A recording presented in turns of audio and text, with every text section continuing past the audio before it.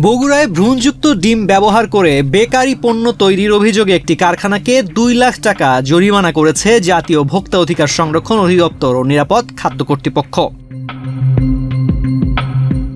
রোববার সকাল ১১টা থেকে দুপুর ২টা পর্যন্ত শহরের চারমাথা এলাকায় অবস্থিত ফুলকলি বেকারিতে যৌথ অভিযান চালানো হয়। অভিযানের নেতৃত্ব দেন ভোক্তা অধিকার সংরক্ষণ অধিদপ্তর বগুড়া জেলা কার্যালয়ের সহকারী পরিচালক মোহাম্মদ মেহেদী হাসান এবং জেলা নিরাপদ খাদ্য কর্মকর্তা মোহাম্মদ রাসেল।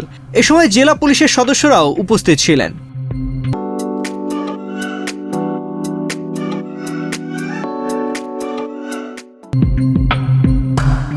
অভিযানে দেখা যায় কেক, বিস্কুট ও পাউরুটি সহ বিভিন্ন খাদ্যপণ্য তৈরিতে ব্যবহার করা হচ্ছে ভ্রূণযুক্ত বা হ্যাচিং ডিম। এছাড়া অস্বাস্থ্যকর পরিবেশে খাদ্য প্রস্তুত, প্যাকেটে আগাম উৎপাদন ও মেয়াদের তারিখ ব্যবহার এবং অন্য প্রতিষ্ঠানের প্যাকেট ব্যবহার করে ভোক্তাদের সঙ্গে প্রতারণার অভিযোগও পাওয়া যায়। অভিযান পরিচালনাকারীরা জানান, লোকচক্ষুর আড়ালে এসব ভ্রূণযুক্ত ডিম ব্যবহার করে খাদ্যপণ্য তৈরি করা জনস্বাস্থ্যের জন্য অত্যন্ত ঝুঁকিপূর্ণ এবং এটি গুরুতর অপরাধ। সকল অভিযোগ প্রমাণিত হওয়া এবং অপরাধ স্বীকার করায় প্রতিষ্ঠানের মালিক নাজমুস সাকিবকে ভোক্তা অধিকার সংরক্ষণ আইনে ২ লাখ টাকা জরিমানা করা হয়। পাশাপাশি ভবিষ্যতে এ ধরনের কর্মকাণ্ড থেকে বিরত থাকার জন্য মুচলেকাও নেওয়া হয়েছে।